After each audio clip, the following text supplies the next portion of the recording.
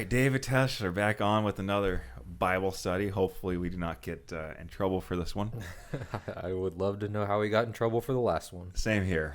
Yeah, we got in trouble from you two for the last one, so I'm gonna start putting disclosures up that this is not. This is all for entertainment and educational purposes only. We don't care about politics. Anywho, last time we talked about a lot of stuff like planting seeds, and it was a good conversation last time. And then kind of winged it. You didn't bring your Bible. Today we came prepared. Bible in hand. Book of Enoch on the iPad. First book though. There's a lot of books. It's over 100 chapters. I only got the first 36. And I guess we could just keep going over as we keep going. But you say you did some research in the Book of Enoch. First of all, what are your thoughts of it? And what do you think of it? Well, I wish I would have made time to read it a little bit more, so I could really understand it. First, I honestly had to look up and see who Enoch is, and kind of where the Book of Enoch came from, and it's kind of an unknown author again. They don't know who wrote it because it wasn't Enoch.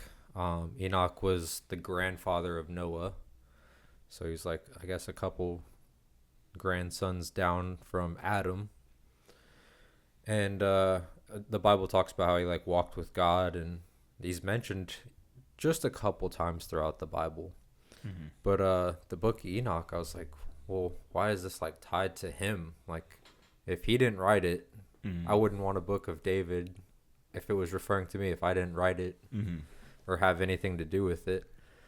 So I was super curious on where it came from.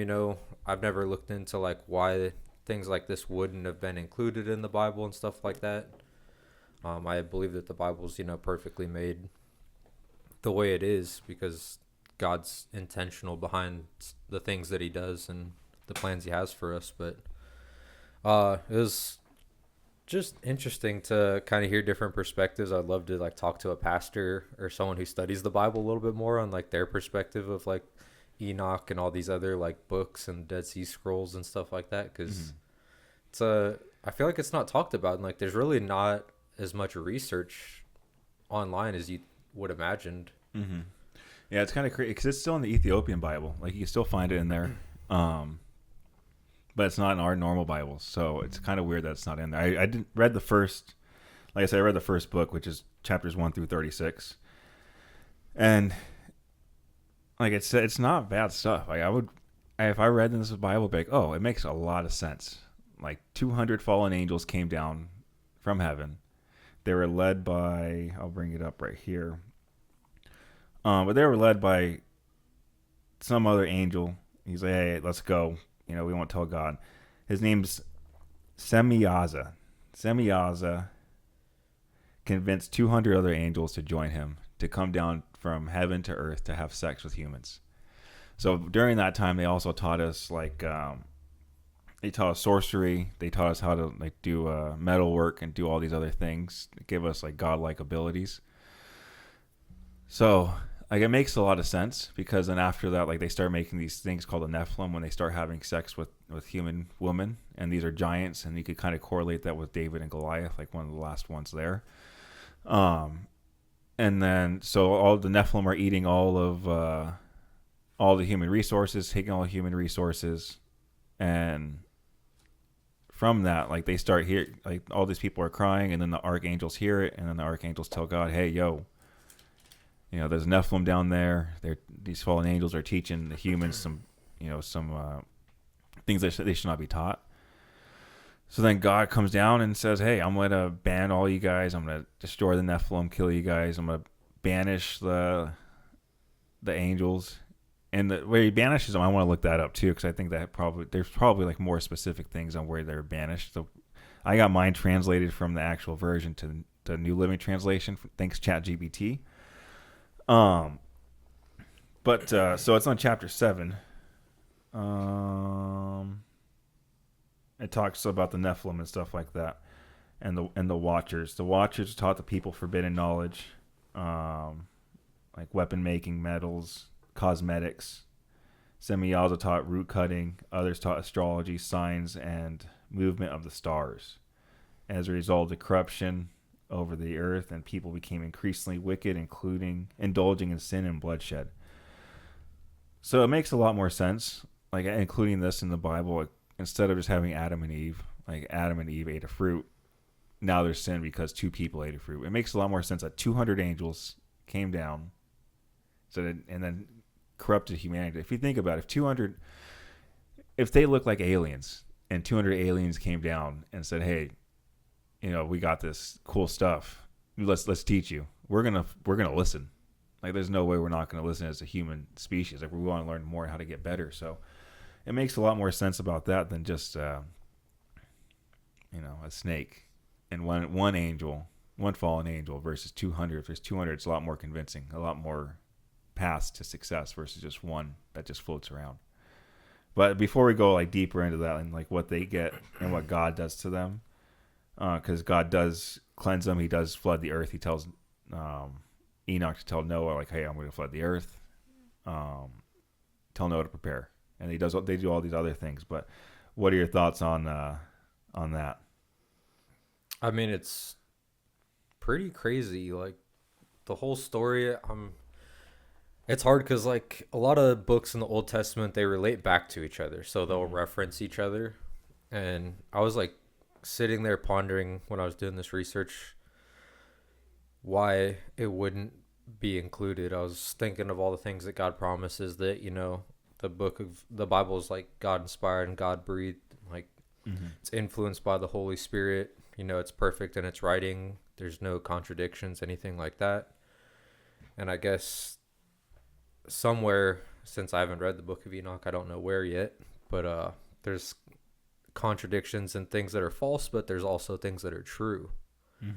So that's what makes it so, I guess, believable, and influences us to ask the question of like why it wouldn't be included in the Bible, especially because like in Genesis it kind of adds validity to who Enoch was, and maybe that's why they used his name to attach it to the book, to like kind of, I guess, like boost the attention of the book or something, potentially. Just theoretical, of course. But it literally says in Genesis 5:24, and it says Enoch walked with God, and he was not, for God took him. Because he never died a physical death. He was taken just like Elijah. He was one of the two that were taken by God. And it says he walked with him, I think, 300 years. Which is crazy. Because, like, the Old Testament's about prophets, right? Yeah. So it doesn't say, like, he was a prophet. I'd imagine if he walked with God, then he heard God's voice. And it talks about how, he was warned for the flood. And so, like, God obviously spoke to him and, gave him those prophecies. So it really kind of just blows my mind on, like, where this book could have came from, and what to take from it, what to refer back, because in Genesis it also talks about like angels and stuff coming down and having sex with women and stuff like that too. So like it's not contradicting each other in that way. So I'm curious, kind of based on what you read, like, is there any contradictions that you found that kind of crosses over or doesn't quite connect the dots? Well, I just started. It kind of makes the dots more clear, I think, because it goes like into sin, like on why people are so corrupt. So this is on chapter 16. It's like the fate of the watchers, and it's chapter 16 of Enoch, and then I'm gonna read verse 4 again. It's translated, and it says Enoch saw the spirits and the giants, and this is like the fate of the watchers, like what happens, like what's God gonna do to them. And I'm just going to read what happens to the giants. The spirits of the giants would cause trouble and lead people astray until the final judgment, continuing to bring suffering and temptation. So since the giants died, like the giants turn into evil spirits, and now the evil spirits are what causes the humans to do, like it literally says, continue to bring suffering and temptation. So they tempt us to do other things, and I call it the enemy or the devil. And if there's multiple spirits out there, it makes a lot of sense that there's a lot more evil spirits than, again, just one or two. and it makes a lot more sense. It's easy to corrupt a mind, especially if we can't see them, and they're able to enter our mind if we're, again, not sober-minded and not right with God. These evil spirits can, enter our mind and tempt us to do, irrational things that we normally wouldn't do if we were, straight on the narrow path. Did you look something up?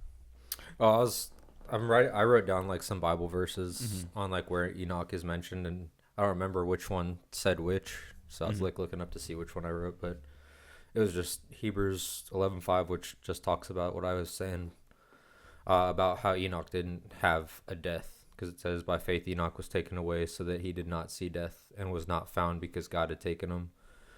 For before he was taken, he had this testimony that he pleased God. I was just reading the side notes. See, but that is still crazy though. Like he's mentioned multiple times then in the Bible, and like his book is not written, and it does talk about, again, like I got this from Chat, but ChatGPT took this from whoever wrote it. But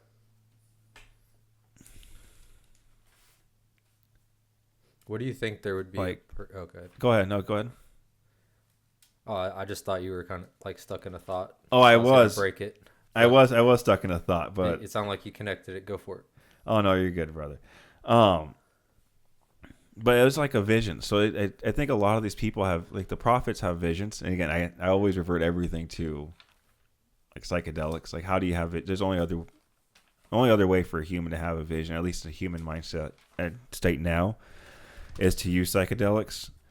And that goes into, like, they're contaminating our water, our pineal gland, all these other conspiracy theories. But that is kind of weird that all these, like Moses saw a burning bush, like the vision of the burning bush. Like, that's a vision. He goes on top of the mountain, talks to God.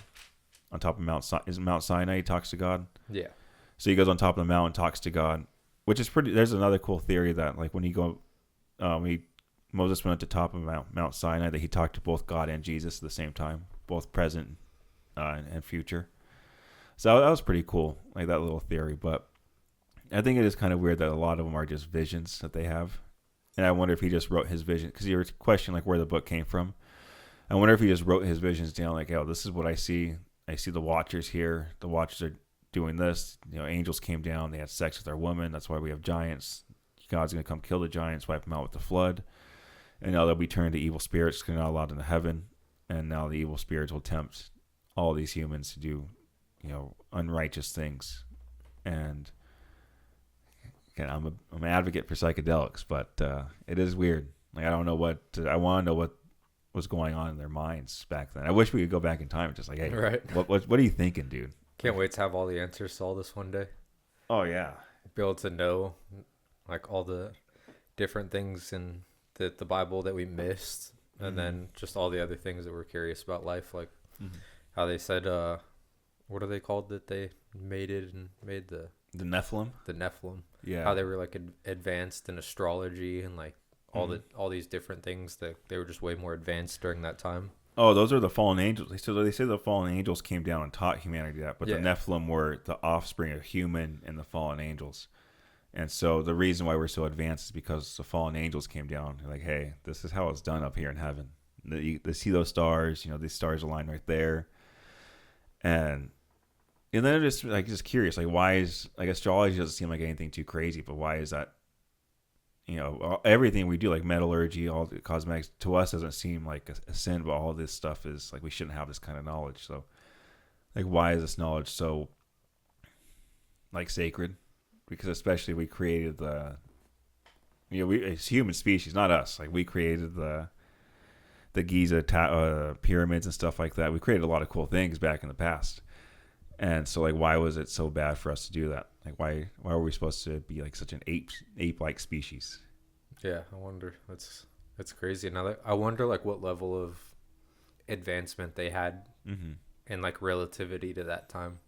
It's like, I wonder if we're already there, if we've already passed it, or maybe we're not even there with what they knew at that time. Like, maybe it died off with them.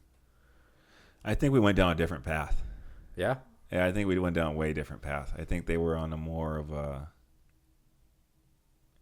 I think because there's ways to make renewable energy, and make it have a lot more energy. It's just not profitable. You can't sell it because it's free. I think that's what they were doing. And I think they were not on like a profitable society, but more on like advancing everything as quick as possible. So I think they were more advanced than we were, like we are now. Because especially if you look around now, like Arizona, especially where we live, it looks just like a concrete jungle, just concrete everywhere. Industrialized. Yeah, so industrialized. It's so boring here. But I think back then it was probably much more creative, much more free in thought. So you had much more freedom to do and create things. So yeah, I think they went down a way different path than we did technologically, because we can't do half the stuff without tools, and we can't find the same kind of tools, especially like in their drawings and stuff that they, back then there's no tools. So like it got ruined by like a capitalistic mindset that like we conform to, because like it wasn't tied to money and profits like everything is now. Yeah, but I think everything should be like in moderation. Like the Bible talks about like moderation. Like you could do these things, but be moderate. Like drugs and like drinking and stuff like that. Like don't be belligerent drunk. I think the same thing comes with like capitalism and socialism. Like they're not bad concepts on the base, like base concepts. When you take them too far, that's when they start getting, out of hand and start hurting other people. Like capitalism is great. I think it's necessary. Yeah. I think it's necessary in order to have people want to create new things. Like, all right, I'm going to create something, but I'm going to make money off of it. But I think capitalism and everything isn't good. I don't think capitalism and pharmaceuticals should be a thing. I think there should be grants. Like, hey, you cure cancer? Here's $2 billion for you and your company. Cool. You did good. Thank you. Thank you. You helped us. You cured cancer. You're good for life. Here you go. Here you go. Versus, again, they'd rather make $40 billion than, $2 billion. But, that's where, what's the difference, right? That's so much money. So it's more money than you can spend, that's for sure. I think it's just too much capitalism allows for too much greed, which is a sin. You can't be greedy. Because you idolize the money at that point. Yeah, then you start idolizing money. And then I think too much socialism is also bad as well, because now you're conforming to someone else's law and not the law of God. And someone else has control over you and what you're doing, what you're thinking, how you could do all these things. Because, if someone's giving you something, they're going to take something from you. There's always a give and take. So I think that everything has to be done in moderation. I think both of them are good concepts, but getting it tied down to like how do we intertwine both of them and have a great flourishing society is going to be, I don't have the answers to that. So yeah, plus the socialistic side kind of creates laziness, which obviously God speaks against in the Bible too, because he says the lazy man doesn't deserve to eat. Which is, it's true though. True, yeah. Like you gotta provide and something to your community, and can't just sit back and have everything given to you. It's definitely not God's way. Yeah, and again, everything in the Bible talks about hard work. Like nothing's to be easy. Like Paul's writing to all these people. Like, hey, dude, this is how it's supposed to be done. It's not an easy job what he's doing. Like, he writes to the Corinthians, he writes to the Romans, he writes to all these different people. And it's hard work. And I only say Paul because I'm reading that right now. But you go in the Old Testament, it's a lot of hard work. People are going through hard, intensive things. We talked about last time. Like we've talked about it before. Like God puts us through things to see what we could, or to put us through things to become a better person. And we don't know why God's putting us through this. Like the Book of Job, we're talking about. Like Job went through all this. He started questioning God. Started going like, why are you doing this to me? Please just tell me why I've sinned. Summon me so I could talk to you. I just want to speak directly to you. And we get put through things for God to again test our faith in Him. So yeah, I think we have to work hard. Again, going back to working hard. But again, I don't know how politics gets drawn in. But no, yeah, we're trying to disclosure. We're not politicians. This is for educational purposes only. Not endorsing anything. Yeah, no endorsements, nothing. So before you read the Book of Enoch, what was your perspective on why a book like that wouldn't be included in the Bible, and then compared to what it was after, if it changed? Well, that's a good question, because before I always question, like, because we're men, like we're humans, so Like we're all imperfect. So whoever put the Bible, I know it's perfect right now. Like it's perfect, nothing contradicts. So I was like, why would like who had the authority to do that? What man had authority? Because it was at the end of the day a human, either led by God, who knows what they're led by. But they took books out of the Bible, and maybe they just wanted to have a perfect Bible. Hey, there's absolutely no contradictions here. This is the perfect one. If we put those other books in there might be a few contradictions. And we don't want that. But if there's a few contradictions, like what's the issue? Right? There's contradictions in a lot of things, and it's meant to have these kind of discussions, like what do these contradictions mean? And I think the stories in general just mean different things. So when I read it, what really got me into reading, I listen to Billy Carlson every once in a while. He talks about the Anunnaki and how they came down here and from the planet Nibiru came down here and did all this other things. So I was like, all right, he said that correlates to the Book of Enoch. The Book of Enoch is essentially like a Christian book. So I was like, I'm gonna read it. And then so I started reading it, and I was like, well, it makes sense.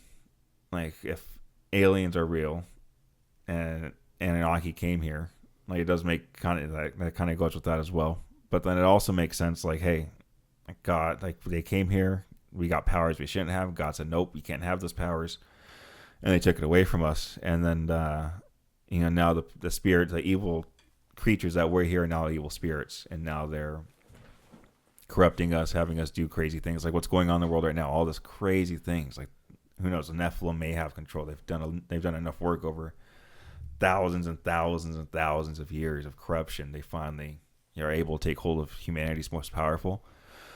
And then like the reason why I don't, like after reading it, like I still think it should still, at least the first book. I mean, it makes sense. Like it does make a lot of sense that like what's going on in the world now, and it kind of correlates with what's going on in the Bible. I just don't think the Bible, I mean, maybe there's more contradictions and I just haven't read that far. Maybe there's a lot of contradictions in here that I haven't read, but based off just the first book, you can just add this first book and just leave the rest out as far as like why there's sin and why there's all these other things. Because I think it would honestly strengthen the Christian faith, and because from the outside world, there are contradictions. Mm-hmm. Like if you're an outsider looking at Christianity, like, all right, there's a perfect God, all knowing, all good. And like, why does he allow, like we're talking about, why does God allow people to die? Why does God allow people to get sick and lose everything? And so from the outside point of view, there's a contradiction right there. So this kind of gets rid of the contradiction. Like, hey, God had angels. Angels said, no, we could do this ourselves. We're going to go teach the humans. We like these humans. They're hot. Like, let's go with these human women, and we're going to teach them all we know.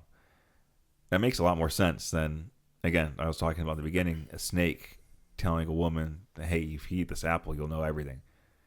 And then telling her husband, like, hey, if you eat this apple, you better eat it with me, essentially, or, I'm going to leave you. So you ate it. It makes a lot more sense than that, than just two people ruining all of humanity, at least to me. And again, I've only read the first book. Yeah.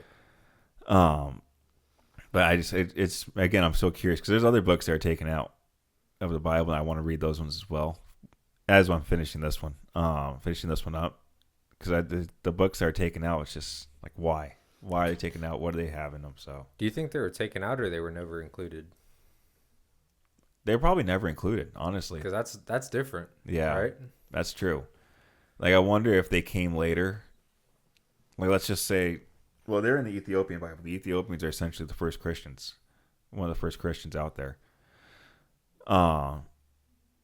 So it was in there. It's in their Bible. So maybe it was added to their Bible later on, because I know that they found the Dead Sea Scrolls, which they're 2,500 years old, and those are on. The reason why they know is because they found it on cow leather, so they could date the cow leather back. But yeah, maybe they weren't even taken out. Maybe they weren't even put in or even thought of to put in there in the first place. But then again, like, who has the authority to do that? And, again, we're humans. Maybe all these stories are meant to be put in there. And then you go to the Vatican and think about, like, what the Vatican's got going on and, like, what secrets they have. Why are they hiding these secrets? All the conspiracies about the Vatican. It's just like, why? What are they hiding? Why don't they want us to read these, ancient texts that are supposed to be for us to read? Yeah. But yeah, long-winded answer to your question, like always.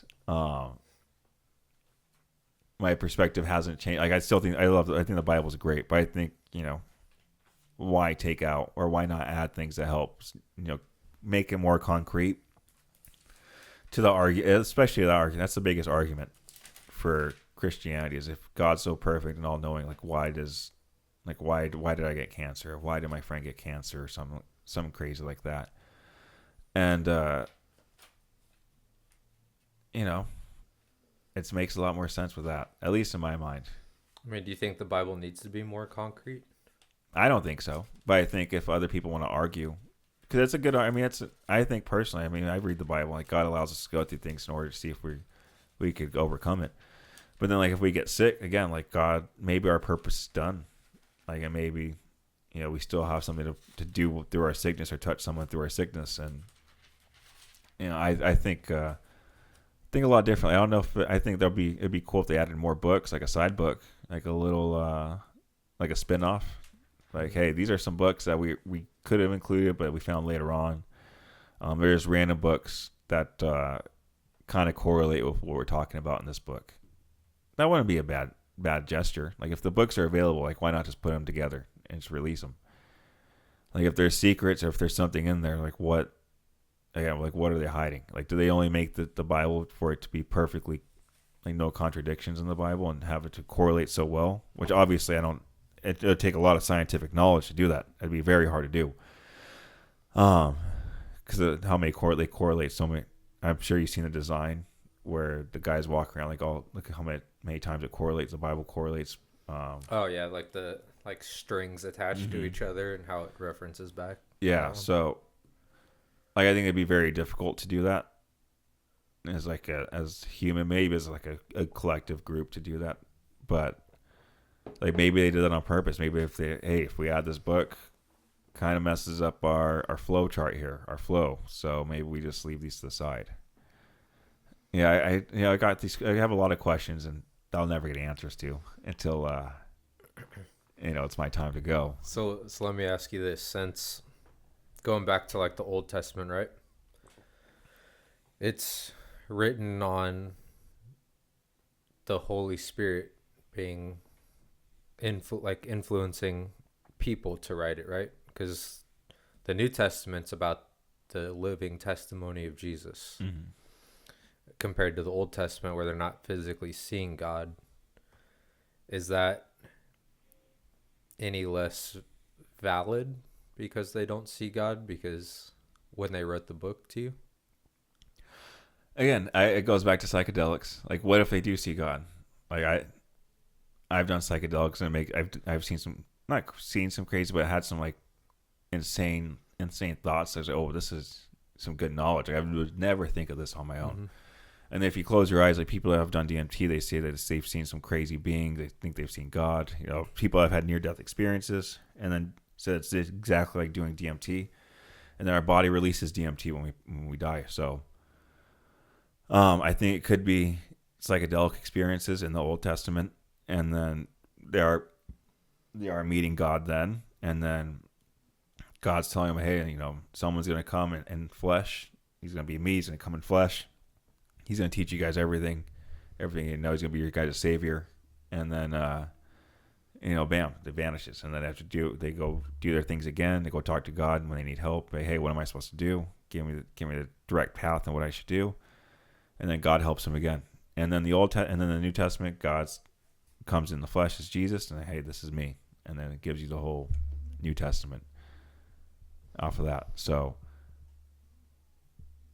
yeah, it doesn't make it any less valid to me. I just think they saw God in different ways. Since God wasn't in human form and only in the spirit, I think it kind of all still goes together. Yeah, I could correlate it pretty well. So no, I asked that because that's why I believe that like the Book of Enoch and all the other books that weren't included in the Bible were not meant to be, just because, like I said, kind of touched on in the beginning, like I believe that God's intentional. That, I mean, at the end of the day, if he wanted those books to be in there, they'd be in there. Like and it really is as simple as that. Like what he gave us is plenty, and it's hard because, like how you said, it's in the Ethiopian Bible, it's not in our Bible. And then that just raises the question, well, whose Bible is the real Bible? And so on and so forth. Um, but like what he gives us is perfect because like I pulled up the verse of 2 Timothy 3:16. It says all scripture is given by inspiration of God and is profitable for doctrine, for reproof, for correction, for instruction in righteousness, that the man of God may be complete, thoroughly equipped for every good work. So what I'm getting from that is like everything that he's given to us right here is enough. Mm-hmm. This is what we need. This is sufficient.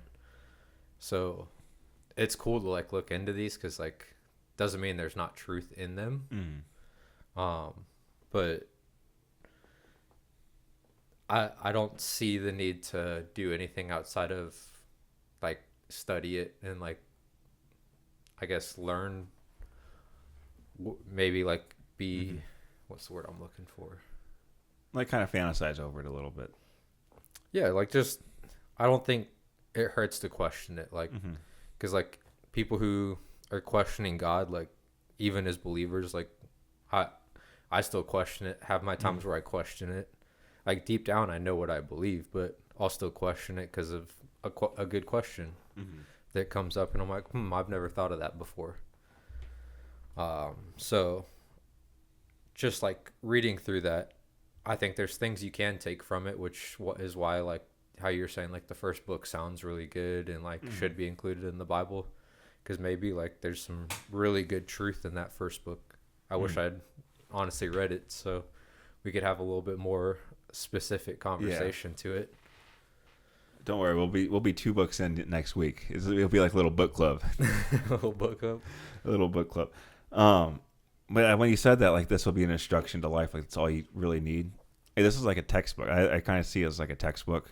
You know, a textbook when you're doing, let's just say a math textbook at grade school. Like you go through a textbook to teach you how to add things up. It has all these words.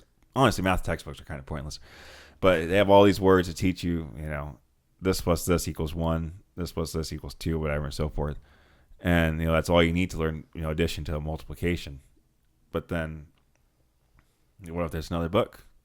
Like, this is just what if this like everything we know, and there's like another textbook. Like, here's all the other things that correlate.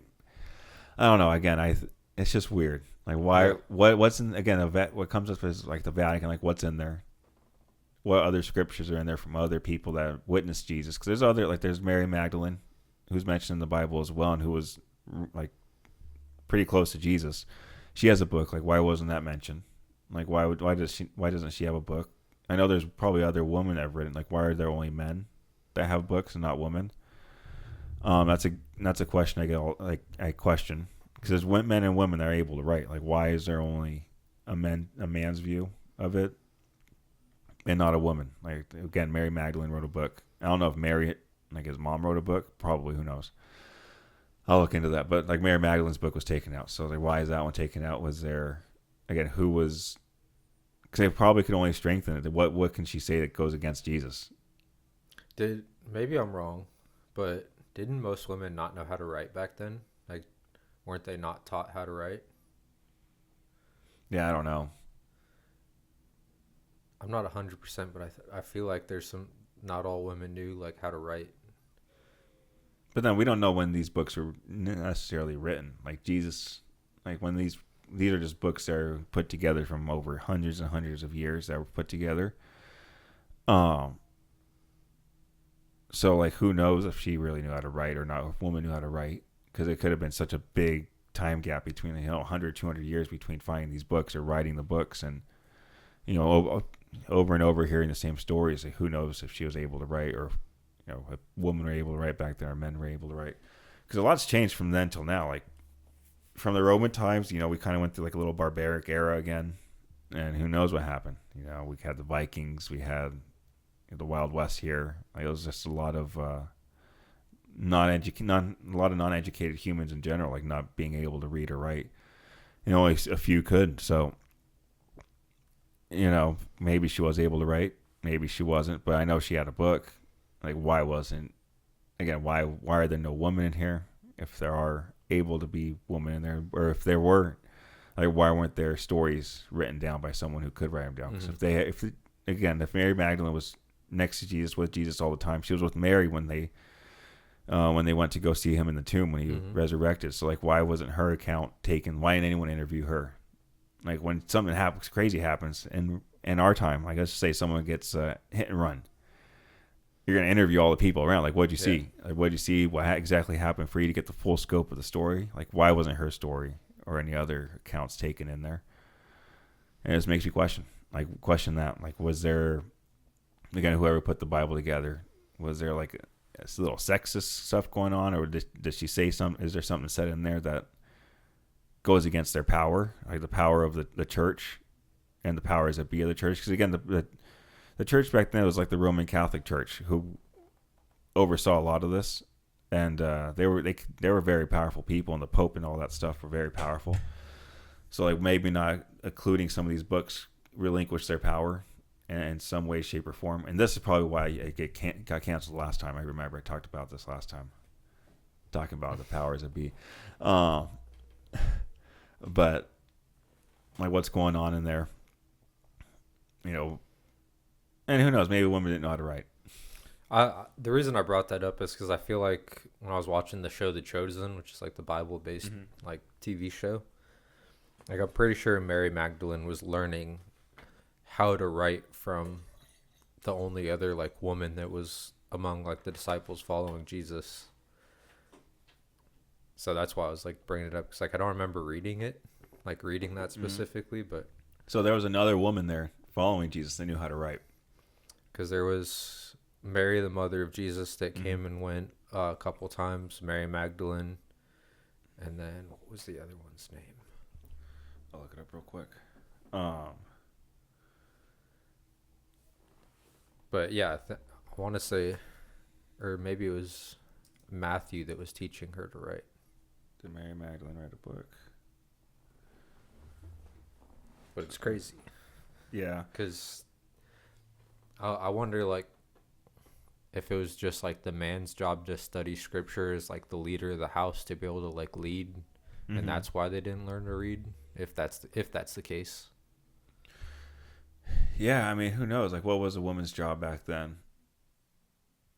Like, it doesn't really say anything about a woman's job. And, like, I mean, at least I'm not looking for, besides, you know, being a good wife and, you know, having sex and birthing children. Like, that's really all women are supposed to do, at least according to the Bible.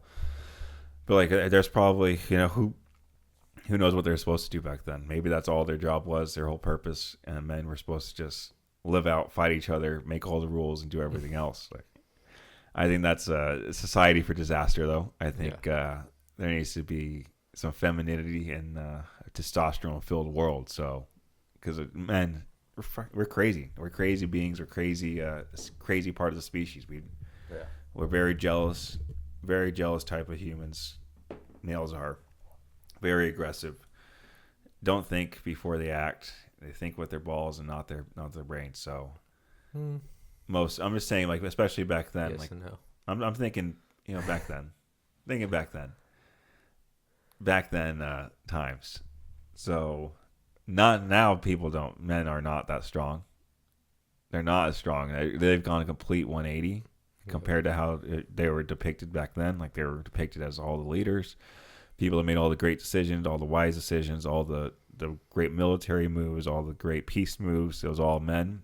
Now it's they're half men, half women that are making these decisions in one being. Yeah. So it is kind of crazy how far off the path we went. But, you know, maybe that was our job, was to do everything. But I think if we are in charge of everything, again, at least a disaster, we need some pushback by the feminine world, or else we're going to go into war like we're doing now.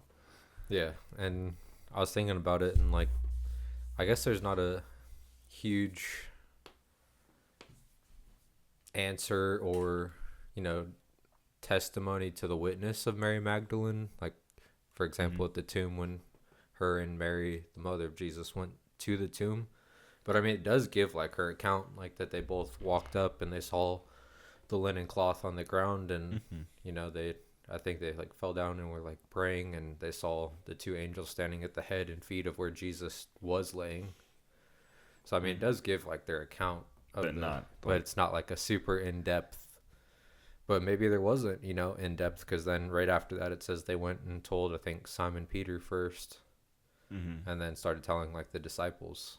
Yeah. I'm going to take a little break. I got to go urinate. So I'll be right back.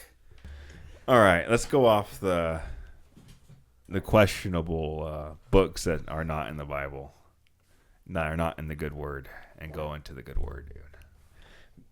Let's go into the good word. I know we weren't probably planning on going to the good word at all. Love going into the good word, though. But I'd rather go into this because we have too many questions that don't get answered in that, and it's just us like questioning like what the heck is going on. Yeah. And it's cool to question things, but we don't even know what the fuck's going on in this thing. You're right. Like I'm barely getting through it. I'm just like, dude, what's still going on in here? I'm reading through Psalms again. I'm finding things I didn't catch beforehand. Like, imagine how many things I haven't caught. Imagine how many times I have to read through this in order to figure out, 50% of what it means. Like the Old Testament, I'm not figuring hardly any of that It's out. hard. Like, why do I need to learn how to make a tabernacle? Dude, those ones are rough readings when you do the lineage reading or the building reading, where it's like this person, the son of this person, the son of this person, times like 40, and you're like, oh my goodness. The beginning of Numbers. Dude, there's so many. Like even in the beginning of Matthew. Yeah. This Bible just crams it all down. Hey, all these people are the major people of this person. That's all you need to know. So Yeah, I'm like, thank God. The building, it's like this many cubits by this many cubits by this many cubits, and then it repeats itself, and the room next to it's the exact same, but it's this many cubits by this many cubits, and it's like, oh my goodness. And then the length of the draping has to be exactly this long. I'm like, dude, like cool. Like again, I know I said we're gonna get off. Like, why does that need to be in the Bible? Like, why does the building of a tabernacle, a building of a building need to be in the Bible? Why can't that be a separate book? Like, hey, the place of worship that God wants you to have, this is the book of like how you step by step exactly the place of worship, how it should look like, and this is its own separate book. Why is it to be in this book? Because I don't get anything out of that. Like, what the heck? Why? Like, these people, I don't know these people. I don't care about all these people's names. Like, I'm not referencing them. They hardly get referenced in the Bible, or if they even get referenced again. So is it just like the end credits of a movie? Like, you just mention all the names and stuff. Like, what's going on? Like, why are we? What's the purpose of these books? Like, I haven't figured that out at all. I mean, maybe like the dimensions and stuff are like something we can use, because like naturally we as humans like to question everything. We like proof, and making sure that it's verified and valid. Maybe we don't understand it yet because, like, if you find Noah's Ark and you don't know that it's Noah's Ark, and you measure compared to what the Bible says it is, and it's perfect, like, it's going to be kind of hard to contradict the whole thing that ever happened. And maybe that is there. I'm just kind of thinking off like why maybe. Yeah. Maybe that's there to like give us the proof. Not that all of us need proof to believe. But maybe if we find it later on, like, oh, hey, this is what God was talking about. Yeah. All right, this is it. All right, this is the mention. He mentioned this. Cool, correlates well. Perfect. It's not like necessarily proof, but like, oh, it's nothing new, nothing unexpected, because it's told here in the Bible. But again, like, you can make a whole separate book, like a whole handbook. But hey, this is the building of God. The building Right. of God is this. All the buildings of God are done in here. We're putting in a separate book. Like, this is proof in the pudding. We could put it in the Bible. This is written by this person. Like, bam, proof is in the pudding. Here you go. Separate book, separate entity. Or it could just be its own book in the Bible. The buildings of God. Bam, still have it in there. No one has to read it. Like, hey, if you want the proof, it's in the beginning. Or you put it at the end of the book. Like, hey, these are all the buildings that are made. All the dimensions, everything. So if you see it in the future, this is what it's going to be. This is the size of the ship. So if you find it at the bottom of the ocean, this is what it is. You find the Temple of Solomon, the Temple of Solomon, right? Whatever. This is what it is. It's exact same dimensions, everything you need to know about it. And if you want to rebuild it, rebuild it. Yeah. And here's are the instructions. Like, why do I have to read it? Like, what is God trying to? Like, I'm not going to build it. Like, I'm not going to build anything like that. Like, I'm not no engineer or no construction worker. Yeah. I'm a salesman for Pete's sake. Like, dude, I don't get my hands dirty at all. I barely get it to fix my car. So, it's just funny because like there's times where like before I read my Bible, like ask God like, hey, speak to me through the Word, and then like I used to like have times where like I'd flip randomly through the Bible and let like fate, let God decide what I'm gonna read, and I'd turn to one of those and I'm just like, gosh, what am I gonna learn from this? Like, what are you trying to tell me? I wonder if it's God's like, hey, this is patience right here. I'm going to teach you patience. You're going to learn everything about my Right. my temple, and yeah, it's not. You're not going to have any meaning. You're going to read it. You're going to wonder. You're going to be curious, like what's happening, but it means nothing. Like it's just patience to get to the next. I mean, who knows? Maybe it could have been like an intermission. Like, all right, from this book to this book, like we have nothing. Let's just put, for like timeline's sake. So let's just put these books in there, or these things in there to help with the timeline. Put the timeline together, like Loki in his movie. Yeah, I mean, I think the lineage, obviously just shows. I think it's used to portray how God uses people too. Like it ties people to the lineage of like Jesus himself, showing that he was not only like in the presence of sinners and stuff like that, but like they were in his like bloodline and lineage, like showing that he was a man, a living man, and was among not just in the presence of those sinners, but had them in his family, and that's showing that like he came here for those people, like for the sick, like it talks about in the Bible. And then again, it could be a whole separate part of the book. Like why does that to be like Numbers? When I first started reading Numbers, I read it in King James version, like the original King James version. Is so hard to read. It was just everyone's name. I'm like, dude, I stopped reading it. I started reading. I was like, yeah, I'm never gonna read through this if the whole book is like this, because it wasn't the first time. And now I got this Bible, it makes it so much easier because I just skips over all the names. I'm like, oh, thank God. Have you finished like through and through reading the Bible now? I'm almost done. Almost. I have like 2 books left in the end, and then I pretty much I read all the Old Testament. What do you have? Just like Jude and Revelation? Yeah, I got through. Well, let's just see. No, I got a lot actually. I got a lot. Where are you at? Just middle through 2 Corinthians. See, how about this? Yeah, it looks like 2 books to me. Just this much left. Hey, it's not a lot. That'll go quick. Yeah, not Revelation's a wild one. Yeah, I want to read that one. Again, I'm going to probably correlate that one with the book of Enoch and see where the correlations are at. Because I figure there's probably a lot of correlations.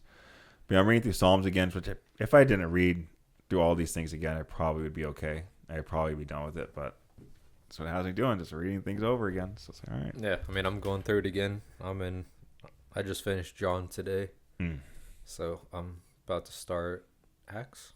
Yeah, Acts. So do you mostly read the Old Testament when you go back and read it, or New Testament? I'm sorry, or do you go back and read some of the Old Testament? So, the first time I read it from just front to back, straight through, not out of order. I took a little break of kind of flipping randomly every day, and like trying to see like what God was speaking to me that time. And then I have a friend who was reading through the Bible from front to back, and I try to like, I guess, hopping back in and following along and joining her in that so we could have like conversations about it. But she reads way more than I do on a daily basis, so she's probably like 2 Timothy by now while I'm in Acts. But I started back in Isaiah from this next time. So I skipped through the beginning of the Old Testament and got like the back third of it. I don't know how far Isaiah is in reference to the whole thing, and just have gone from Isaiah to the back now. Oh, nice. Just because she got you onto it. Yeah, I mean, as much as, I don't know, I just didn't feel like I was as focused flipping randomly through the Bible and not being able to like tie things together, because I'd go from a partial little bit of a story to like a completely different story and setting, rather than this where like I can refer back to things like I'm like, oh yes, I remember this, and like, oh, I didn't catch this before in the story, and oh, this ties to this. Just makes it a little bit easier. Yeah. But it's crazy because no matter how many times you read through it, you will always find something new. Mm-hmm. Like, dang, how did I miss this? Like, this is gold. Yeah. Do you highlight your Bible or no? This one I don't. I'm gonna get a new one so I can actually use it. I don't know why I'm just like so weird about writing in the Bible. I've always been that way. So I just want to get like a separate Bible to do it and highlight, because I don't like set things on top of my Bible. I don't know. Yeah, I don't like things being on top of my Bible either. Like I put everything under it, no matter how awkward it looks. It's such an odd shape. Yep. And if it's bigger than everything else, it's bigger. It's flopping over. I don't care. So yeah, like when I had my truck, like I had this underneath, and it felt so weird, and like my OCD was driving me crazy. But you can't put anything on top of the Bible. But I can't. Like, I don't know. It just gets to me. It's a weird feeling. Yeah, I think because the book has me going back and forth. I like how it does that, because it forces me to correlate things in the Old Testament to New Testament. Mm-hmm. So I think that's probably when I'm done reading it. I'll probably kind of do the same thing, like flip flop. But I'll pick one book, so I'll flip flop to one book, and then whatever book I go to on the New Testament, then I'll read that book, regardless of where I flop. So let's just say, like right here, boom. All right, I'm in Luke. I'm gonna read all of Luke, and then Old Testament, bam, Numbers. Fuck.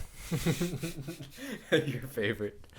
How's God telling you to read Numbers again? He's like, yeah, dude, you want to talk shit about my numbers? You're gonna fucking read that again, dude.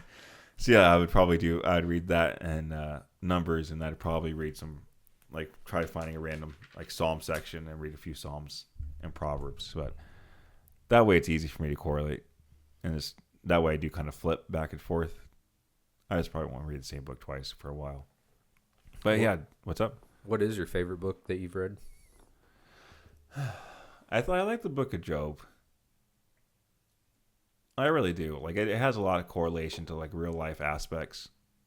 Like people go through these struggles. You have everything, and then they lose everything, and then even though they've lost everything, they're starting to get back. You know, life's starting to climb back up that mountain. You know, landslide happens, and they slid all the way down. They eat shit. You know, now they're all cut up and bruised. And now they're questioning like why is God doing this to me? What did I do wrong? I'm a good person. I haven't done anything sinful. I'm good to everyone else around me. I've helped everyone else. I help people get close to God. Like, what have I done? And I think it has a lot to do again, like with life. And when you go through all these things and still have your faith in God, like God's just testing your faith. You know, you think you're going further down the mountain, but in reality, like you're way up there. Like God's making you, like the higher you're getting up in the mountain, the more storms you're going through. Like that's where the clouds are at. So I think that God's like showing you, like, hey, you're gonna go through the struggle to get to the top of the mountain. Like you're gonna feel like you lost everything. Everything's gonna be worse for you. Like, it feels like it's worse off now, but once you get through the storm, like and get past the storm, and get past the clouds, you'll be able to see everything. See everything I had for you. See the real prize. And I think the Book of Job is probably my favorite so far, as far as like to relating back to real life and correlation to everything. I could correlate that to a lot of things in life. A lot of other people's lives can probably be changed by just reading that book, and it's just a good book. Like when I'm going through struggles, all right, Job went through worse shit than me. He got boils, dude. He got boils, and the wife told him to curse God. Dude, fuck that. Yeah, his house collapsed on his kids. Yeah, and his house collapsed on his kids. Dude, that's crazy. Like imagine, like you got to be pissed off at the builder. Like, dude, what the heck? My kids were in there, dog. And then you get sick with boils, and it's pretty much like a death sentence, right? When you get those, and then your wife is mad at you. Who knows what your wife's thinking of you at that moment? Who knows how your insecurities feel, dude? I couldn't imagine. One day you just wake up with boils all over your body, and then your wife looks at you like, "What the fuck am I looking at?" And your insecurities probably go through the roof, and then they go, "What's going on with me? Like, why God? Why am I doing this?" And your wife's like, "Yeah, you better curse God because He did this to you." Yeah, dude. I mean, you're the first person I've ever heard say that Job is like one of their favorite books outside of me. Like I love Job just for the personal aspect of relating it back to life. Mm-hmm. So that's cool to hear, because not many people think that, because it's not a happy book, and a lot of people think the Bible's happy, and it's not all happy. Well, life's not happy, dude. Yeah. If you just read the New Testament. Like, the New Testament's pretty happy. Like, besides Jesus dying, he went, healed a lot of people. He went, hung out with the prostitutes. He hung out with all the poor people. Like I was like, hey, cool, dude. This guy's a man of the people. Jesus for president, right? And all good Yeah. times, and then you're like, oh man, the powers that be, they don't like him. Corruption, bam, let's kill this guy. The people that he saved came to save. Like, oh, I don't like you. Like, you are too much for us. You're a false prophet, and then let's get rid of you. Like, that seems like a good, like, happy book. Like, hey, good story. Guy comes here, says, hey, I'm gonna save you guys. Start saving people, healing people, and the powers that be that he was, even though he's saving these people, he's taking the people from this. Let's just say, let's use it as a company. Jesus is a company. He's taking workers from this other company, and this other company's like, hey, we can't have that. Let's just destroy this company. So then they try destroying this company, but then bam, the company comes back stronger than ever. It gets burned to the ground, destroyed, spit on, blasphemized by the other company, but boom, explodes. It becomes the greatest company ever. And I think that's a good story. Like, it's a good storyline. It's a happy story. It has a good ending. Like at least the Jesus story didn't get to Revelations. Like, bam, damn, we dying. Like, it's just gonna hit the fan soon. But at least the story of Jesus in the Newer Testament talks a lot about love, good things, hard work. Not really hard work. That's more of like Proverbs and stuff. But like, it talks about a lot of good things and How to live. yeah, how to live a good life, good happy life. Be good to your neighbors. Love your neighbors. Love me, then love your neighbors. Like, it's the second thing. The whole book talks. That's the second commandment. Like, love me and love your neighbors, right? Mm-hmm. So, like, a lot of it has to deal with love, but the Old Testament has a lot to do with killing and death and hardships. And Yep. so, if you think about, like, again, I think we talked about this before, but like the Old Testament, I don't know if we talked about this, but the Old Testament's all about hardships, and the New Testament's like what comes after the hardships, transformations and stuff. Mm-hmm. And the transformation is a weird thing as well. Like, I was reading, I'll probably bring it up later, but like, I was reading 1 Corinthians about transformation. But like, why is Job your favorite book? I mean, just because I think I relate to it the most. Like, I think it's easy to have a victim mentality as a human. Mm-hmm. Like, things go bad when, I mean, things are going to go bad no matter what. Like, you're going to endure hardships. You can't escape it. Like, there is no escaping hardships. And so it's easy to have your life on track or feel like your life's on track, and then boom, this happens and this happens and this happens and this happens, and you're like, why me, God? Mm-hmm. Why? Done this, done that, been good, been faithful, haven't been doing the sins, I've repented, I've been praying, I've been going to church, blah blah blah. Like, why? Because we've all asked that. Like, we still think it when we go through things. And then I think the Bible it's once you like truly commit to it and stuff, then you can snap out of that and remind yourself of like Job or something. Like, hey, it's a bigger plan. It's not something personal.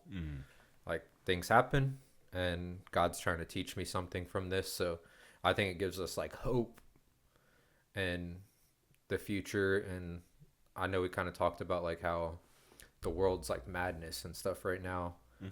And like, us as Christians, like, we feel the most at peace compared to the world. Like, the world's scattered and scared and angry and all these different mixed emotions that have us at each other's throats and whatnot. But us as Christians, we're sitting here like, here I am, God.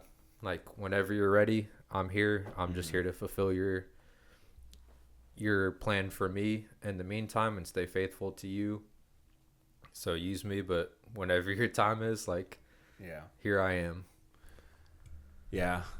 Isn't that crazy? Like, Christians right now are the most attacked. We are the most blasphemized, most looked down upon religion. And through all this chaos, we are the most peaceful. Isn't it also crazy that there's so much inclusiveness talk and don't judge these people and all this, except for Christians. That's the only one that you can bash all day. And for some reason, that's the exception. I mean, but the Bible tells us, we're going to be persecuted for it. And those who give their life will save it, or lose their life will save it. So, like, Bible warned us, but it's just crazy to me. Like, I will never wrap my head around that type of thought process. Yeah, and just a few years ago, not even that long ago, let's just say 20 years ago, what was it, 2004, we're fourth grade. Like, God was hardcore. It seems like God and Christianity was hardcore in the mix of life of humans in general. And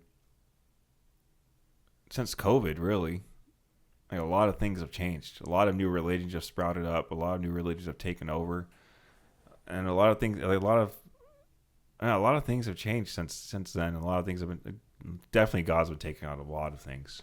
Christianity's been taking out a lot of things, and when that's happened, is obviously it seems like everything's out of order. It seems like things are out of order. Like, things don't seem in order right now. Whether it be your politics, whether it be like worldview, just even walking down the street, like, things just don't seem right compared to how they used to be. And I think it started happening, just a few years, not too long ago. And so quickly it's changed. So quickly, people want to turn against God. People want to start talking down upon Christians, talking down upon other, this faith. And you can't talk anything about Muslims. You can't talk anything about the LGBTQ plus community. You can't, you can't do that, or else they're going to come at you with everything they got. They're going to come destroy you, whether it be in person or whether it be online. Like, they'll attack you for it. And they're doing some of the most harm I've seen in the world. Like, a lot of these videos I'm watching, it's these people that are part of these communities, and they're doing not harm just to like themselves, but doing harm to other people, making them think these other things, or even harming other people physically. And it's these other religions that are doing that, not Christians. Christians are literally peaceful people. Whether you're a hypocrite Christian or not, like, hypocrite Christians are still peaceful people. Like, they believe in God. They know God's watching. The Big Brother's watching. So they're better. They're good people. They're not going to intentionally want to hurt you. Mm-hmm. Who knows? There's obviously some psychopaths out there. Yeah, of course. There's always outliers. They're going to be the extremists. But even then, like, they're not going to go blow themselves up. They're not going to go intentionally harm people without a just cause. But then these other religions, like, you can't say anything about them. They're willing to do all these crazy things and say it out loud. Death to these other communities, and nothing happens. Nothing happens to them. They still get praise. They still get praise and all these other luxuries. And, like, why are they? It's just so crazy. Like, the enemy, again, we're talking about the Book of Enoch. Like, the enemy's taken. If that's true, like, all these evil spirits have really corrupted the minds of other humans and created these other religions. Like, who knows? Maybe these other religions are, the bad religions, the evil spirit religions, because they're all attacking only one community. Only one community that they're attacking. No one's attacking Mormons. Mm-hmm. No one's attacking Mormons. They own Utah. Like, no one wants to talk about that. They own a whole state, and no one cares. And they came from golden tablets. They have all these crazy nice they're not cathedrals, whatever they're called. Their temples. They have these crazy nice temples that just sprout up out of nowhere, all white. No one wants to talk about that. No one talks about them. And I'm not picking on Mormons. There's other religions as well, but Mormons is just easy to talk about. We know a lot of them. They're nice people, great people, but just no one talks about them. Yeah. But why are they going after Christianity? They So what does that do for you in your walk when you see how persecuted we are as people, and, like, how against specifically Christianity the world is? How does that affect your view of God and your relationship? And well, I think in most Christians it probably strengthens it, right? Like, like most Christians, like, it strengthens my view. Because when you're doing something right, people go against you, right? Whenever you're doing anything right in life, let's just say you're going down, you quit your job, but hey, I'm going to be an entrepreneur. I'm going to start my own business. And that may be the right thing for you to do, but there's going to be other people to be like, hey, dude, that's not the right decision. You shouldn't be doing that. Like, they're going to be persecuting you for making that decision. And then you're like, all right, just because this person said it, that works at this job, they're doing this. I don't want to live that life. Of course, I'm going to go all in on this now. So, again, now correlate that to this, like, people are talking bad about, our religion. I'm like, dude, I'd much rather follow Jesus than whoever you're following, dude. Like, If Jesus, if ever all this is real, your religion's real, my religion's real, all these religions are real, I'd rather be with this one. This one's cooler. Like this one, by far, they have the best music. Like it's the best music. They got the best music by far. Like I can't listen to your music, dude. Like when have you dropped a hit? Like tell me you've heard I'm gonna pick on Mormons because they're nice people, but when have you heard a Mormon hit? Like damn, dude, that was a banger. I don't hear any Mormon rappers. Yeah. I don't hear of any Muslim rappers, any Buddhist rappers, any of that. You hear Christian rappers, they got the music, they got the flow, and I'd much rather vibe to that in heaven and worship with some good Christian music than what's going on. And plus, I believe this has to do with psychedelics, and if that's true, if my theory is true, shit, like I'm right where I need to be. I'm right where I got to go. So it definitely strengthens my view, just like everything, like what's going on in politics. You could say with Trump, right? I don't care. With Trump, right? They try to take him out. They're trying to do all these things against him, and it just kind of strengthens.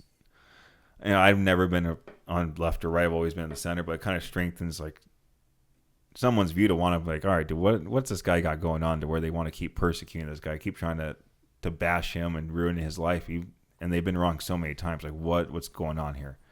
So it kind of strengthens like your faith in him as well. Like putting it towards like a political view.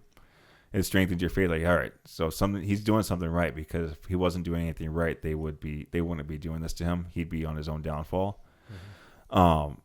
Same thing goes with like my faith. People are bashing, but all right, keep bashing it. That means I'm on the right. I'm with the right team. I'm on the right team. My team's gonna win, dog. Your team, whoever starts bashing is the one that's losing. All right, if you're losing an argument, someone calls. Let's just say you and I are arguing. I'm like, all right, dude, you're fucking stupid. Like you're so stupid. Like I can't believe you think like that. Your thought process is way out of whack. You're losing the argument because you start talking down on them versus being like calm, collective. I see where you're coming from, David. I see where you're coming from. Your argument's great. Here's where I see some cracks. There's two different correlations. Once you start losing, then you start bashing, mm-hmm. versus having a meaningful conversation. Because the war is really between Muslims and Christians right now, in the spiritual sense. And I think there's a lot more correlated than, at least correlation than we have non-correlated as far as like faith and views. But then the extremists are the ones that kind of, the extremists and people that don't know anything about the religions are the ones that kind of are making the separation bigger. Because I think, again, all personal thoughts, but I think people that are doing these protests know nothing about what's going on both ends. Whatever protests you're doing, whatever protests you want to talk about, I think none of these people know what's going on.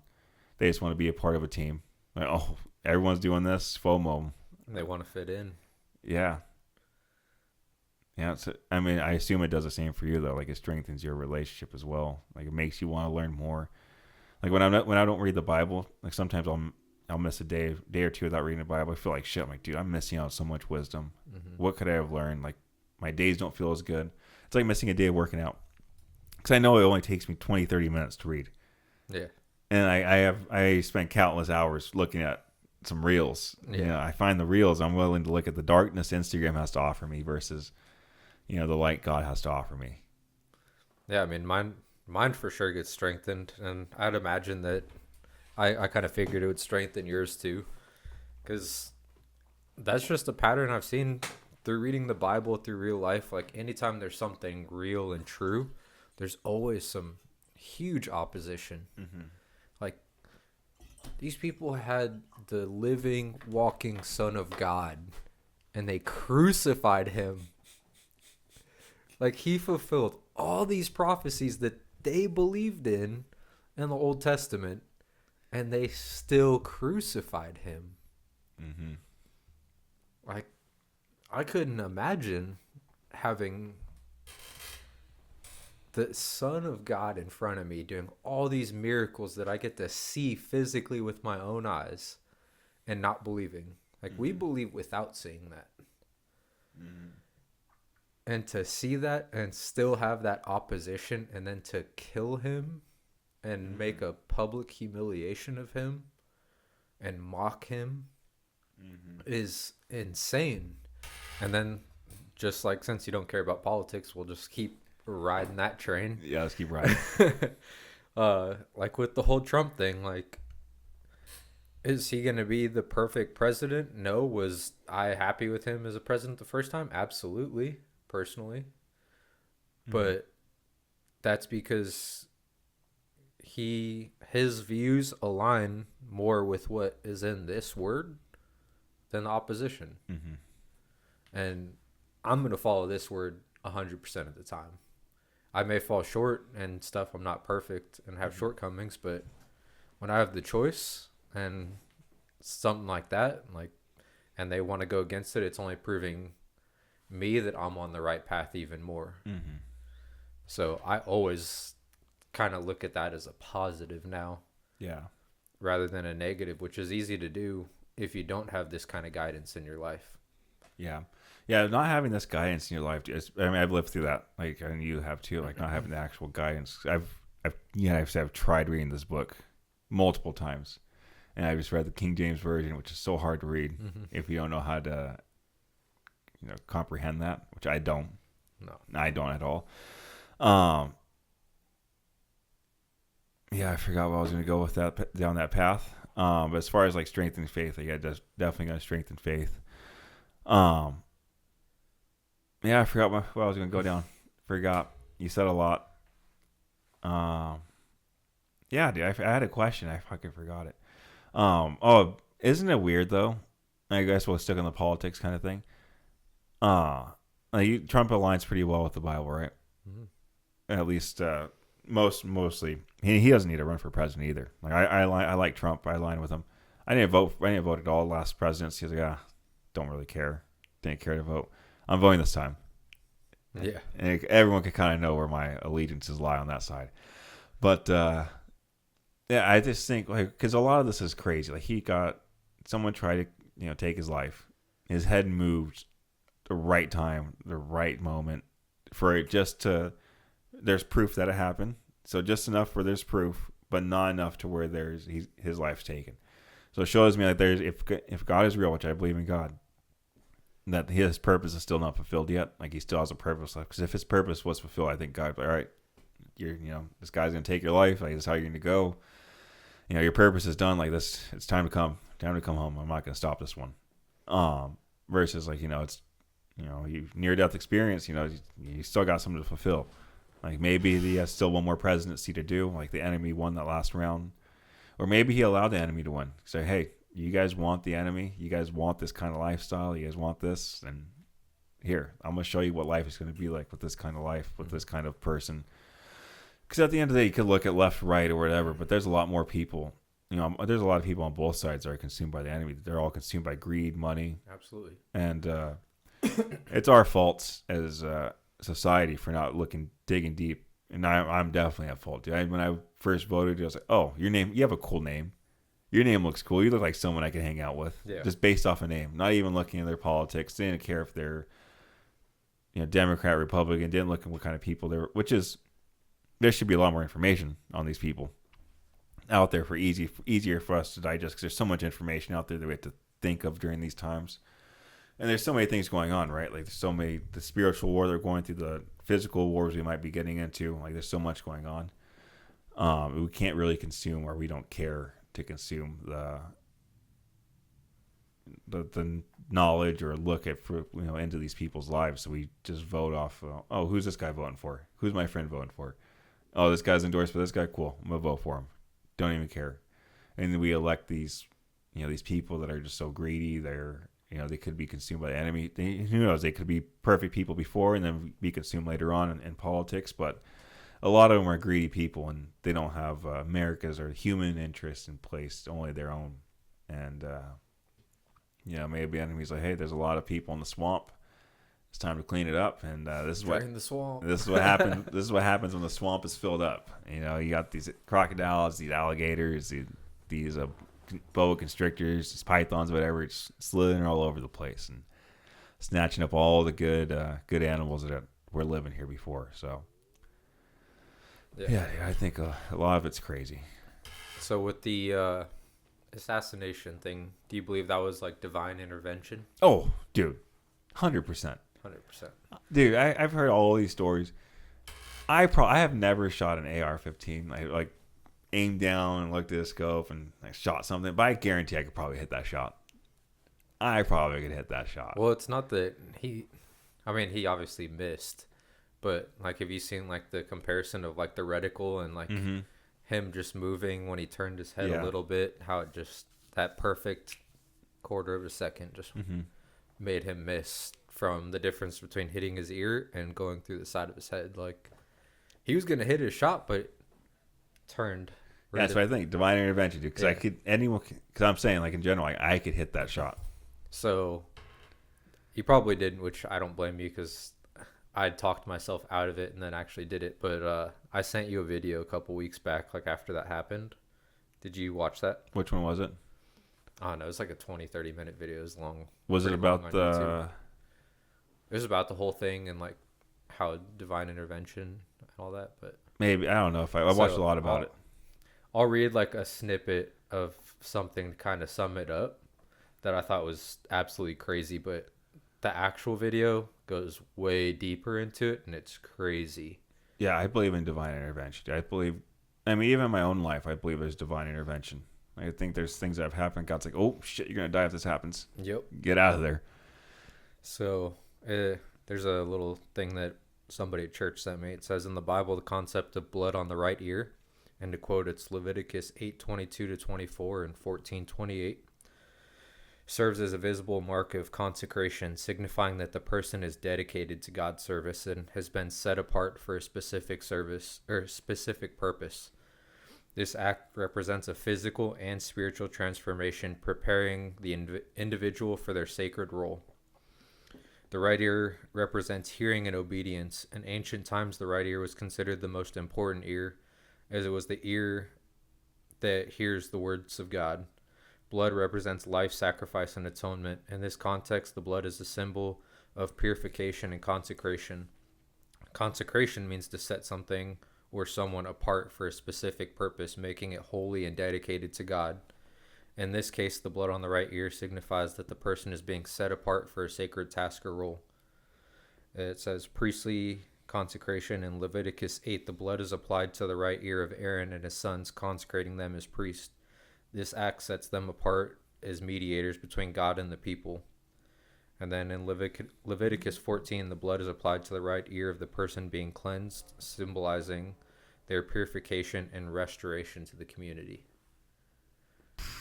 So tying that with the belief of divine intervention, and then that video ties even more things to the Bible on like how he how he loses his shoes and doesn't have shoes on, relates back to the Bible. How he like grabs his ear, like relates it back to the Bible. Like it's mind blowing. I wasn't gonna watch the video when it sent to me because it was long and like I was like, dang dude, 30 minutes. But I was like, I'm gonna make breakfast and I'm gonna have it playing in the background. And I'm so glad I did, because the whole time I was like, dude, no way, like this is crazy. Dude, that's wild. And again, like maybe his purpose wasn't fulfilled, and God's like, all right, this is how I'm going to give you guys a sign. Like, hey, I'm working through this man. Like, this is who I'm working through. This is who I want to lead the country. He has the money. He has all the resources. I provide for him. Like, they're going to try. Again, they could correlate to the King Solomon or King David. King David talks about in the book of Psalms, like, hey, they're persecuting me.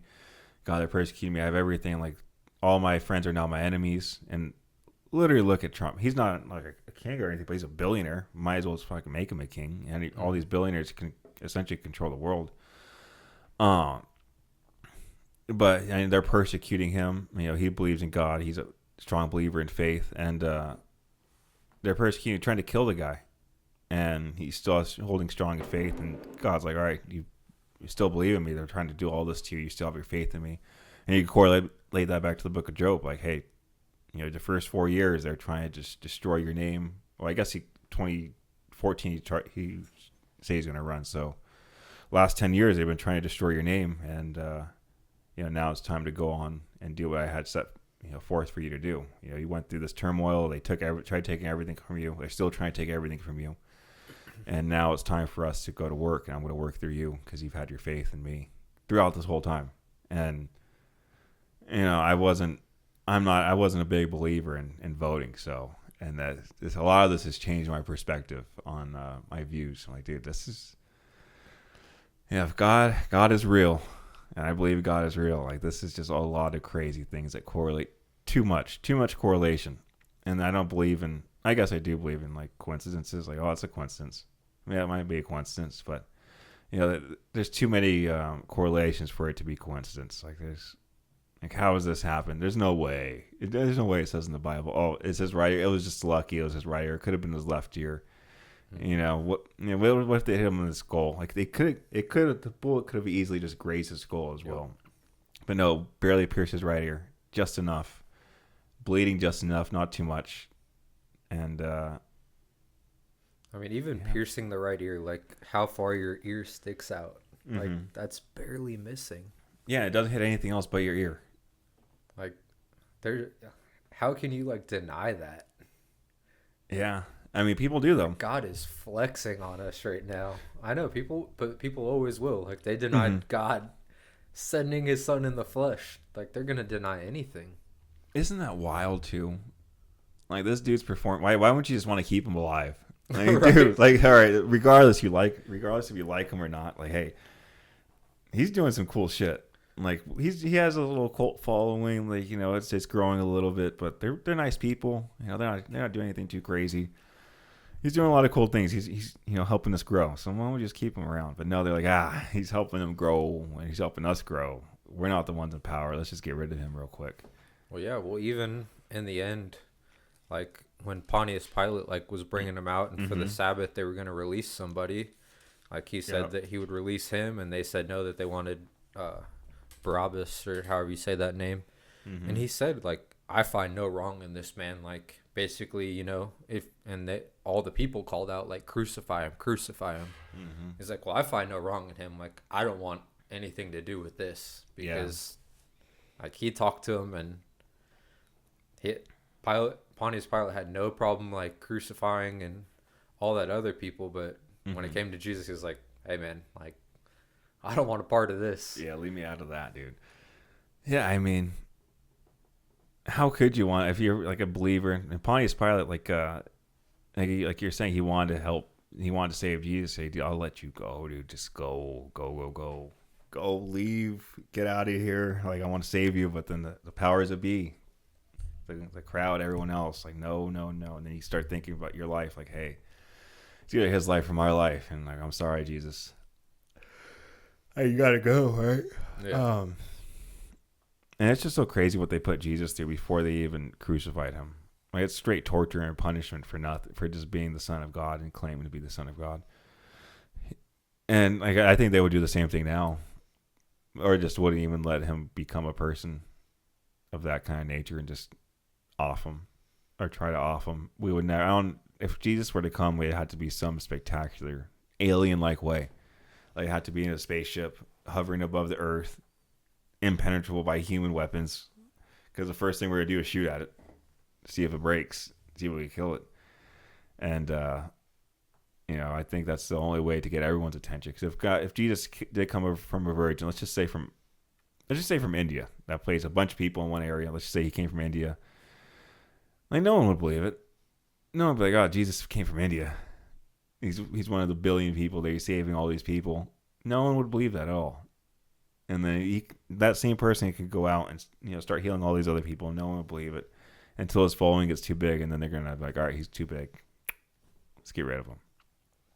And who knows? Again, what if Jesus has already come multiple times, and every time he comes, we do the same thing, over and over and over and over, and it's the same story happening again. Or maybe he just hasn't come back yet, and maybe we're just living through punishment of trying to kill him. Like humanity's now suffering for that. I mean, it's wild because like it says in the end times, like when the Antichrist comes, that many are going to be deceived, and there's going to be acts performed in his name, and like look like miracles to us, but like don't be deceived. And like we can easily just make that same mistake again, which is crazy. But I think that's the importance of like having that relationship with God and truly knowing God, because we'll be able to know the distinction between that Mm-hmm. when that time comes, if we're even here for that. Yeah. I hope I'm not here for it, because I'd just rather be with God than be here at the end times. And when you read Revelations, bro, you're gonna be mind blown. That's the craziest book. Yeah, I've heard a lot. That was crazy. What time is it? 11:03. Oh, we still got some time. When do we start? Maybe like an hour and a half, so we're still good. Uh, but yeah, dude, having faith in the Bible, yeah, especially. I mean, these could be the end times. Like, I'm not even tripping. Like, even if it does happen, like, cool. You know, if I die some horrific death, cool. I'm going. I know where I'm going. If heaven is real and all this is real, like, I know. I have my faith in God. I know. I mean, I'm hoping I did enough. No, It's not about works. no, I hope I did enough. Like in His view, like I didn't sin too much. You know, I was a good person in His view to go to heaven. You know, versus I did. Hey, I got 69% versus 70%. Mm-hmm. Didn't pass the test. I was one question off. I could have passed the test if I didn't. Is that a personal shot? My life insurance test. Oh, I failed by one question and got a 69 instead of a 70. Or a 79 instead of 80. Oh man, I forgot about that. I thought you were taking a shot. Oh man, I didn't know you passed. You failed by. You would have had a 72% if you got that one question right. Yeah, whatever it was literally one question. Never beat up a steering wheel so hard. Isn't it the most frustrating thing? You're so close, and then that's so far. And that would suck if that's God. You go to heaven, you're like, hey, dude, you were so close. You could have just made a few more adjustments in life, but you decide to still follow the path of the enemy, still go down the unrighteous path. So what have you read in the Bible recently that's caught your eye? I know you're in the book of Acts, right? I'm about to start Acts tomorrow because I just finished John today. So, I mean, that's just the life of Jesus. And, I mean, it ended with, him being crucified and resurrected. So, there's that. So, I mean, Matthew, Mark, Luke, and John is all, like, just different testimonies of the life of God. So, I mean, or life of Jesus. So, it's pretty repetitive.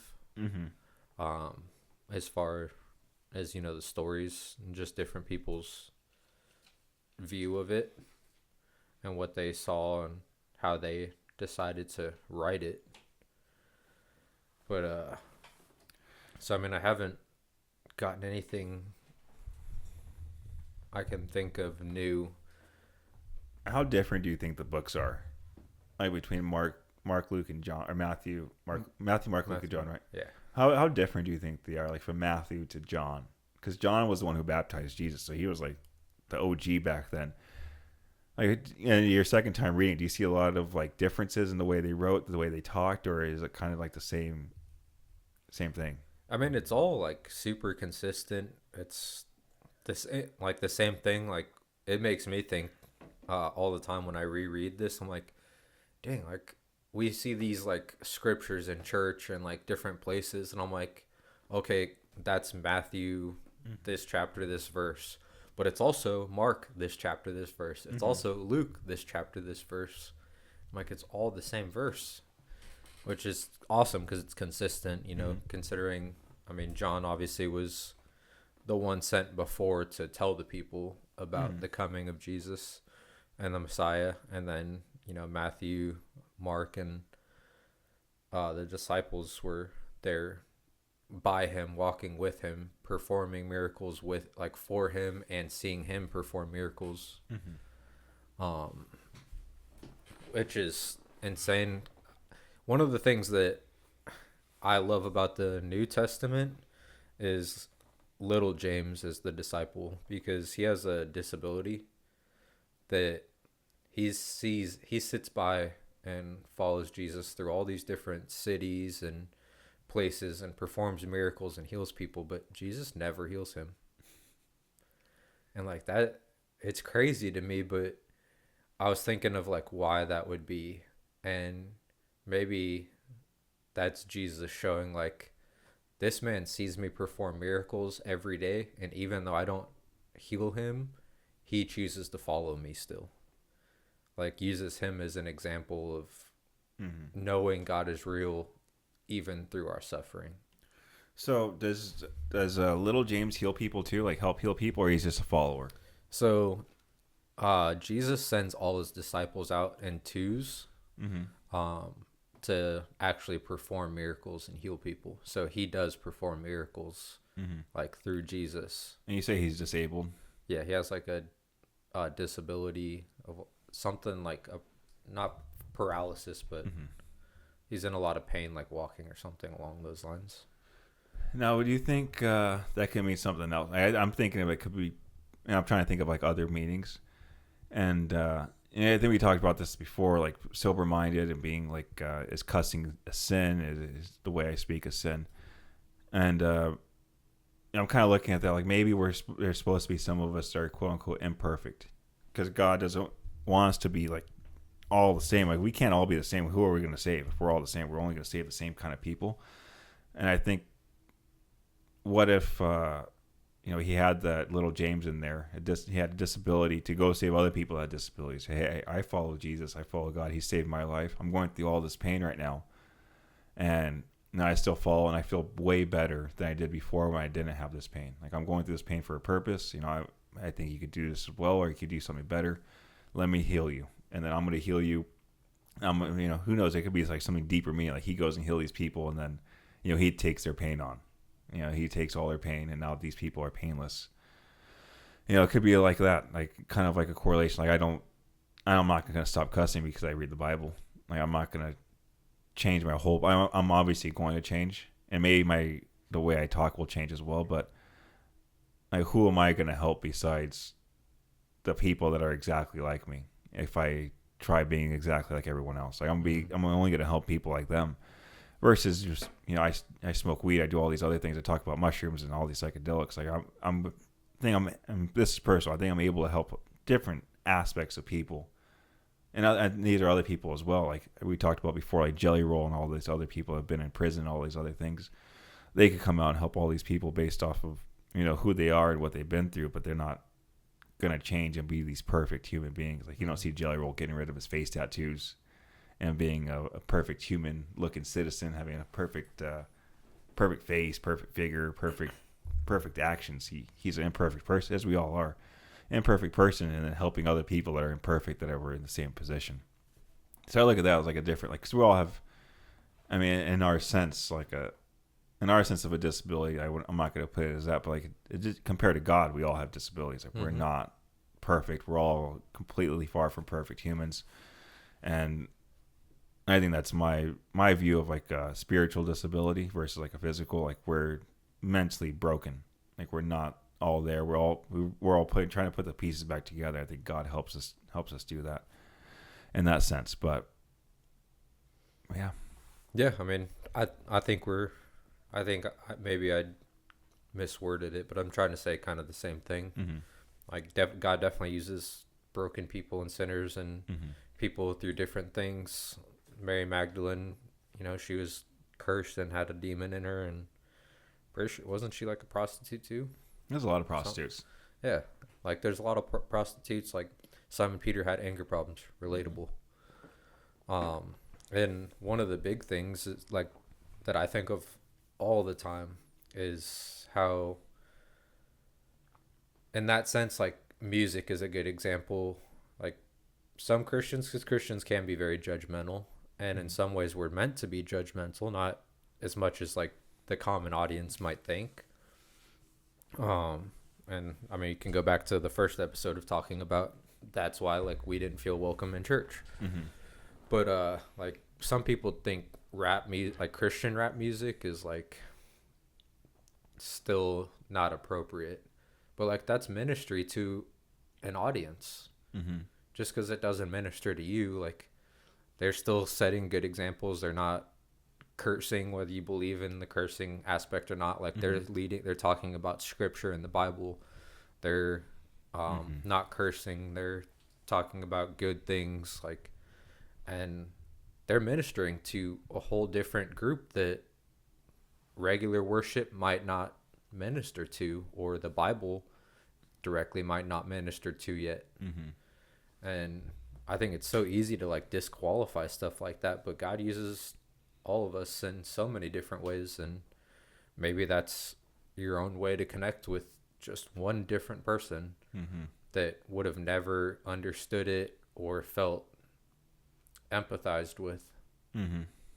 Yeah. And that makes all the difference, because God calls that one lost sheep more valuable than the 99. Yep. You go save that one last one. Bring him to the herd.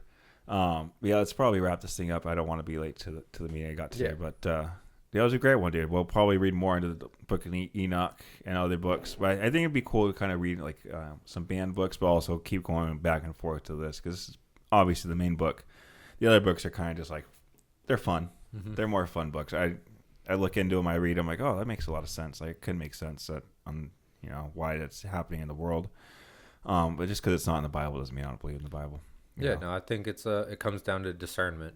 Like, focus on this Bible and what this Bible says, and I don't think there's anything wrong with reading into other things by any means, and questioning certain things, because it's only going to grow you. Whether you learn that it's true, it's not true, you get to compare and contrast, and in that process you're learning more about the Bible, you're learning more about this book, and you're adding and deducting different things and what you can apply to them. Yeah, I think it's fun. It's fun to read, and hopefully, again, ChatGPT helps out a lot. It gets a lot of information that you'd have to pay for free. So, anyone else wants to read the book of Enoch, I'm only through the first book, so but still reading through the Bible. And I was gonna read some scriptures, but we'll talk about next time. It's like resurrection and like how you change and stuff, because like resurrecting through Christ and through God, and how it's not like an easy. We kind of touched on it before, but it's not like an easy process. It's a hard process. So, yeah, that's something I'll probably touch on next time. Sweet, sounds good. Well, if you don't know God, best decision you can ever make. Yes, sir. All right, man. It was fun. Yes, sir. Till next week.